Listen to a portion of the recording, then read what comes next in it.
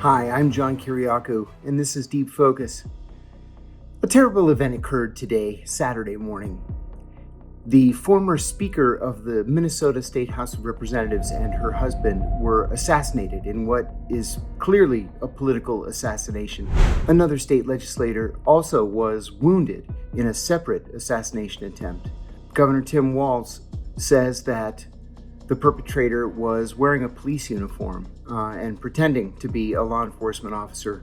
That allowed him proximity to his victims, and he opened fire. So far, he seems to have escaped, and the police don't have any solid leads. Of course, it's early in the investigation. This brings to mind the multiple attempts to assassinate President Trump. And it reminds me very much of 1968.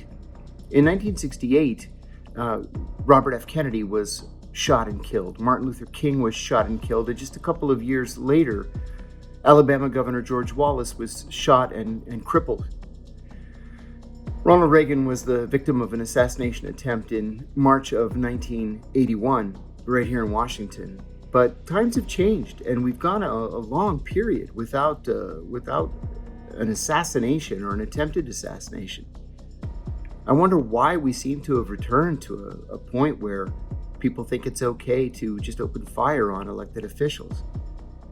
Just in the last few years, in nearby Alexandria, Virginia, at a practice for the annual congressional softball game, Democrats versus Republicans, a man opened fire and almost killed Representative Steve Scalise.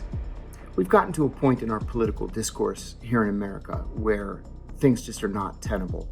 When I first arrived in Washington, it was quite common for Democrats and Republicans to room together in group houses on Capitol Hill. They'd play poker together on Friday nights. They'd go to church together on Sunday mornings, and then they would battle each other on the floor of the House or the floor of the Senate on Monday morning.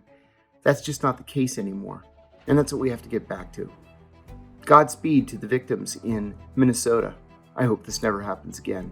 I'm John Kiriakou. Please do me a favor and hit the like and subscribe button. It would really mean a lot to me. Thanks, and join us next time on Deep Focus.